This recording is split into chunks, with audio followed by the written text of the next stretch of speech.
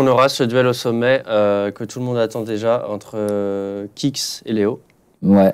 Les deux coéquipiers au PSG. Ça faisait la une d'ailleurs de pas mal de journaux en Europe. Marca titrait Mbappé menace le rêve de Messi. Mbappé était aussi en une de la Gazzetta en Italie et le quotidien italien disait un match de roi, Mbappé défie Messi. C'est le duel que tout le monde attendait et on va pouvoir l'avoir au plus haut niveau, quoi. Voilà, avec deux joueurs qui statistiquement, c'est vrai qu'ils sont tous les deux quasiment dans roue dans roue. Hein. Je crois qu'on a 5 buts, 3 passes pour Messi, 5 buts, 2 passes pour Mbappé. À la différence quand même, je tiens à signaler que Messi a 3 pénaltys. C'est ça. Voilà. Qu'il en rate un aussi. Et il en rate un, et sur les 4 pénaltys, il y en a 2 qui sont cadeaux.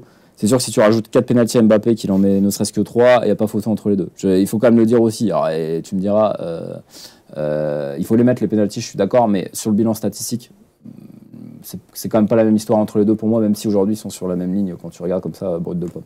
Et défensivement, en tout cas, Messi fait plus qu'Mbappé, qui l'eût cru un jour. Mais alors parce que Messi joue aussi en position centrale, donc des fois malgré lui, il est dans le duel. C'est-à-dire que bon bah il y a le mec qui passe devant et il y va. Messi sur un côté, je pense qu'aujourd'hui le duel c'est comme Mbappé. Mais effectivement, il se donne un peu plus. On l'a vu se battre sur des courses défensives de manière surprenante. Et d'ailleurs, ça s'illustre avec la stat d'Opta. On a donné pour Mbappé, c'est 0,19 actions défensives par tranche de 90 minutes.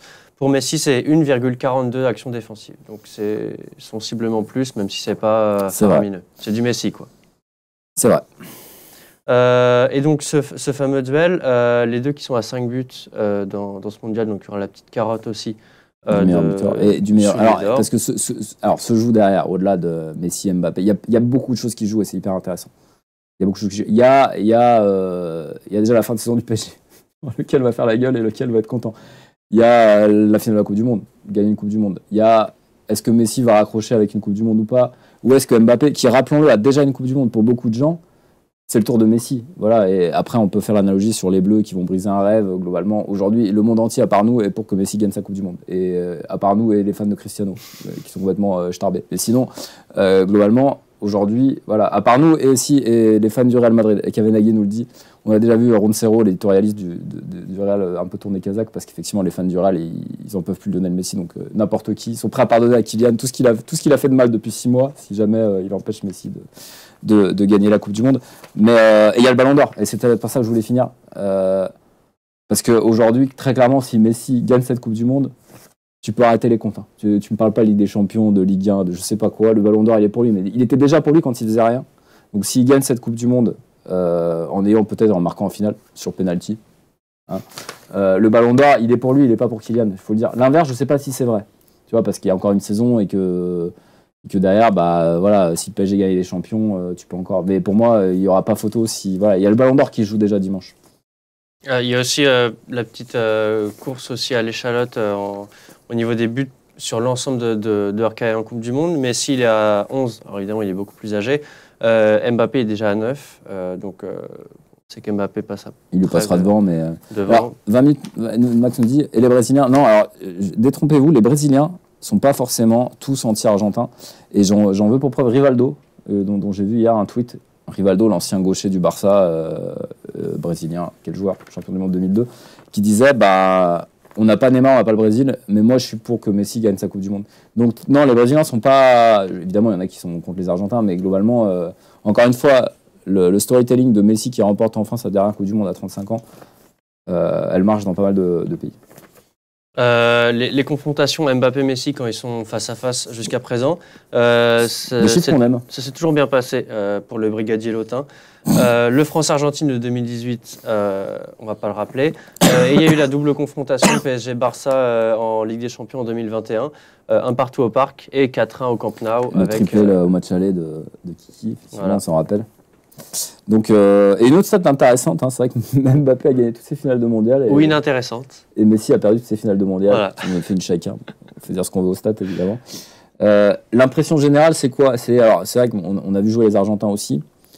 Il y a ce mythe qui suit l'Argentine depuis 20 ans, depuis 15 ans que Messi est, c'est que c'est une équipe archi dépendante de son génie. Est-ce qu'aujourd'hui, elle est plus dépendante de Messi que nous de Mbappé? Moi, j'ai la sensation que oui. On voit notamment c'est le match contre le Mexique, je crois, irrespirable. S'ils perdent, ils sont éliminés. C'est leur deuxième match de poule. Et c'est lui qui marque un but et qui fait respirer tout le pays. Tu sens qu'à chaque fois, la petite étincelle, elle vient de lui. Sinon, en termes de créativité, il manque quelque chose. Je suis d'accord qu'il y a un truc là-dessus, c'est que l'Argentine, dès que c'est difficile, et c'était le cas contre le Mexique, quand ça déroule, pour moi, c'est une équipe qui, offensivement, peut proposer des choses, avec Julián Alvarez notamment, qui est bien dans la tradition de ses avant-centres argentins, Castagneur, un peu uruguayen d'ailleurs sur les bords. Ils peuvent proposer des choses. Mais quand c'est compliqué, effectivement, ils ont tendance à avoir le ballon qui leur brûle les pieds et à dire où est Lionel, où est Lionel. Nous, Mbappé, c'est moins le cas, déjà parce qu'il est sur un côté, il est moins au cœur du jeu. Et que justement il mobilise tellement de monde que parfois c'est mieux d'aller à l'opposé et bon, même si le mondial de Dembélé, bref, c'est pas le sujet, mais on a Griezmann, on a Giroud, on a des défenseurs qui marquent. Enfin, oui, globalement je pense qu'on peut gagner la finale même si Mbappé est pas décisif. Je vois mal gagner l'Argentine gagner si Messi est pas décisif, mais bon, après comme ça Messi il a pas non plus été si décisif que ça pour emmener les matchs. Voilà, par exemple, contre les Pays-Bas, quand ça se complique, en gros, quand ils font n'importe quoi, parce qu'ils se mettent à faire n'importe quoi dans le dernier quart d'heure, bah Messi, il est plus là, quoi. Il disparaît. Alors après, il revient, il marque le premier penalty, il monte le chemin, comme on dit, mais effectivement, pour moi, il y a ça, peut-être, c'est notre petit avantage, c'est que si on prend Messi, l'Argentine aura du mal à exister devant. Il y a toujours ce spectre de la fin de carrière internationale de Messi. On sait que ce sera son dernier match en Coupe du Monde. Il l'a dit. Et puis, s'il veut partir comme un grand numéro 10, peut-être qu'il peut se faire expulser en fin de match. C'est vrai, Lionel, n'hésite pas à donner un petit pour la légende. Un petit coup de tête comme, pour l'éternité. Comme d'autres. Mais la différence, c'est quand même, c'est que Zidane avait déjà gagné une. Ouais. Donc c'était moins grave, on va dire, dans sa mythologie personnelle que si Messi, là, il te coûte la victoire. Mais c'est vrai que le monde entier a envie de voir ce duel. Le monde entier a envie que Messi en sorte vainqueur. Mais on est là, la RFA, on est une sorte de mélange RFA Real Madrid et on est là pour faire pleurer Lionel. Donc dimanche, c'est tout un peuple qui va devoir sécher ses larmes, probablement sur un déboulé de Kylian.